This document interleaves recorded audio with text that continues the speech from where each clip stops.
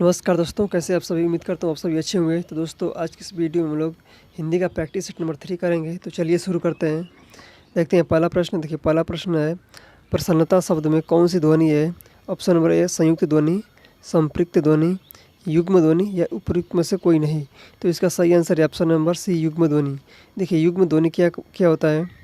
अगर एक ही वर्ड दो बार आ जाए, देखिए, और एक बार आधा होगा और दूसरी बार पूरा होगा। देखिए, आधा न और यहाँ से आ जाए पूरा न, तो इसे हम लोग बोलते हैं युग्म ध्वनि। जैसे आधा ल और पूरा ल एक ही में आ जाए तो इसे युग्म ध्वनि बोलते हैं। ठीक है। अब देखिए, संयुक्त ध्वनि क्या होती है। देखिए, यहाँ पर आधा ध है और वो है। देखिए, दोनों यहाँ पर भी एक आधा होगा दूसरा पूरा होगा, लेकिन एक जैसे दोनों एक ही नहीं होंगे, दोनों अलग अलग होंगे।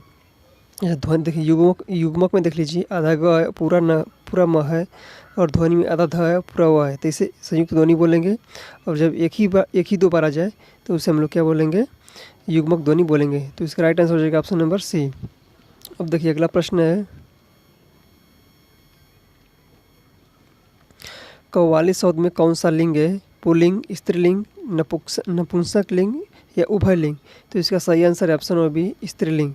देखिए, जब भी आपको लिंग पहचानना हो तो आप उसमें अच्छा या अच्छी लगाकर पहचान सकते हैं, या मेरा या मेरी लगाकर पहचान सकते हैं। जैसे कि कव्वाली हो गया, तो हम लोग कह सकते हैं कव्वाली अच्छी है, वाली कव्वाली अच्छी है। हम लोग अच्छी या अच्छा लगाकर पहचान सकते हैं, या मेरा या मेरी लगाकर पहचान सकते हैं। जैसे कि पुस्तक, अब देख लीजिए, पुस्तक कैसा शब्द है, स्त्रीलिंग या पुल्लिंग।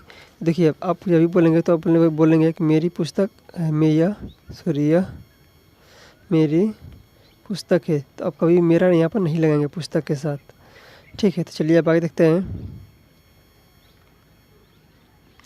निम्न में से बंधु शब्द का बहुवचन रूप कौन सा होगा। बंधुओं, बंधु, बंधुवर या बंधुए। तो इसका राइट आंसर हो जाएगा ऑप्शन नंबर ए, बंधुओं।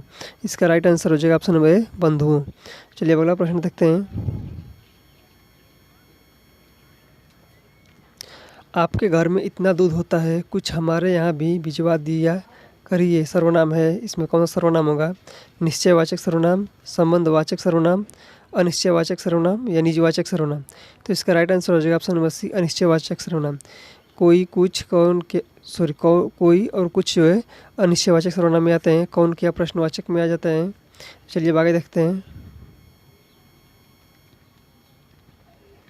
इनमें से कौन सा शब्द अशुद्ध है।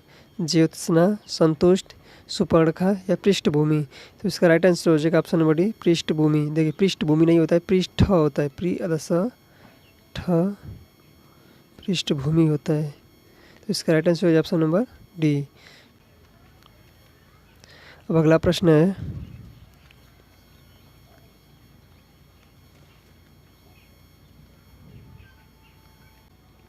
सध्वनि का उच्चारण स्थान इनमें से कौन सा है। ओष्ठ, दंत, मूर्धन्य या तालव्य। तो इसका राइट आंसर हो जाएगा ऑप्शन नंबर डी, तालव्य। देखिए, च, छ, ज, झ और ई, छोटी ई, बड़ी ई और य और श, ये तीनों जो है आते हैं किसमें, तालव्य में आते हैं। अब देखिए, अगला प्रश्न है, भवन, भुवन युग्म का अर्थ है। देखिए, भवन का अर्थ होता है घर और भुवन का अर्थ होता है संसार। तो इसका राइट आंसर कौन सा हो जाएगा। इसका राइट आंसर हो जाएगा ऑप्शन नंबर डी, मकान और संसार। अब अगला प्रश्न है, कपोत शब्द का सही तद्भव रूप होगा। तो कपोत किसका होता है, कबूतर का होता है, यानी कि ऑप्शन नंबर बी इसका राइट आंसर हो जाएगा। चलिए अब अगला प्रश्न देखते हैं। निम्नलिखित में से कौन सा शब्द व्यंजन संधि का उदाहरण है। तो व्यंजन संधि का उदाहरण कौन सा हो जाएगा। तो उसका आंसर हो जाएगा ऑप्शन नंबर सी, जगन्नाथ। इसका देखिए, संधि विच्छेद क्या होगा, जगत आधा तो यहाँ पर होगा, जगत प्लस नाथ। देखिए, यहाँ पर आधा तो यानी इसमें कोई स्वर नहीं है। आधा का मतलब होता है इसमें कोई स्वर नहीं है। देखिए, यानी कि यहाँ व्यंजन है और यहाँ पर भी व्यंजन है, तो ये हो जाएगा व्यंजन संधि।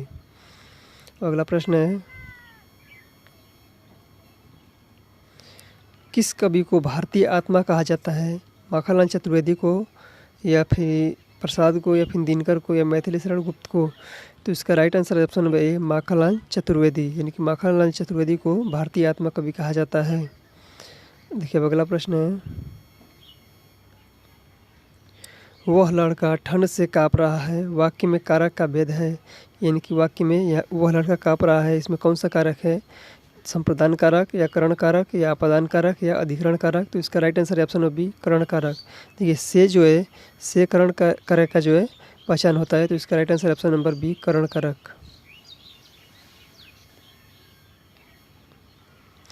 निम्नलिखित में से कौन सा वाक्य संदिग्ध भूत का उदाहरण है? संदिग्ध भूत का उदाहरण कौन सा है? राहुल गा रहा है, ये तो वर्तमान काल का हो जाएगा। राहुल गाएगा, या तो भविष्य काल का हो जाएगा। राहुल ने गाया था, ये पूर्व भूतकाल हो जाएगा। लेकिन हमसे पूछा है संदिग्ध भूत, तो संदिग्ध भूत क्या हो जाएगा? ऑप्शन नंबर डी, राहुल ने गाया होगा। देखिए अगर पास्ट में यानी कि भूत में, अगर भूतकाल में संभावना व्यक्त की जाए तो संदिग्ध भूतकाल होता है। राहुल ने गाया होगा, ये कल्पना की जा रही है। देखिए अगला प्रश्न है, ओष्ठ, महाप्राण और अघोष व्यंजन वर्ण का उदाहरण कौन सा होगा? तो देखिए इसका राइट आंसर हो जाएगा फ।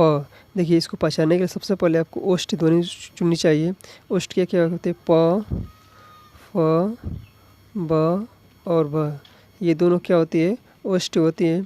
और महाप्राण जो होती है वो दूसरा और चौथा होती है। महाप्राण दूसरे वाला और चौथा वाला होता है।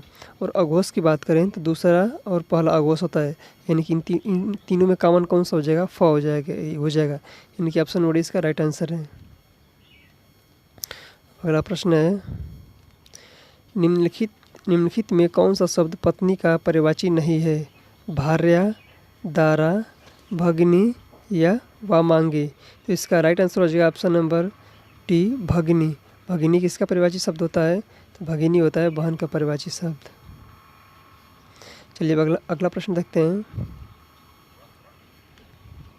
निम्नलिखित में से कौन सा शब्द द्वंद्व समास का उदाहरण है? द्वंद्व समास का उदाहरण नहीं है। नर नारी, कष्टापन, आचार व्यवहार या पैसा कौड़ी? तो इसका right answer option number B, कष्टापन। देखिए जहाँ पर योजक चिन्ह होगा तो यहाँ पर क्या हो जाएगा? द्वंद्व समास होता है। अब अगला प्रश्न है, बहु का बहुवचन क्या होगा? बहु का बहुवचन जो होता है बहु में होता है, यानी कि ऑप्शन नंबर सी हो जाएगा। चलिए अब अगला प्रश्न देखते हैं। संस्कृति के 4 अध्याय किसकी रचना है? संस्कृति के 4 अध्याय किसकी रचना है? तो रामधारी सिंह दिनकर की रचना है, इनकी ऑप्शन नंबर सी इसका राइट आंसर हो जाएगा। अब अगला प्रश्न है,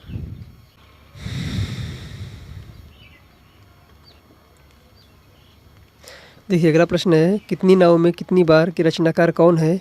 कितनी नावों में कितनी बार की रचनाकार कौन है? तो कितनी नावों में कितनी बार रचना किसकी है? तो अज्ञेय की रचना है, तो इसका राइट आंसर होगा ऑप्शन नंबर ए। तो आज के लिए इतना ही, मिलते हैं अगले वीडियो में, तब तक के लिए जय हिंद।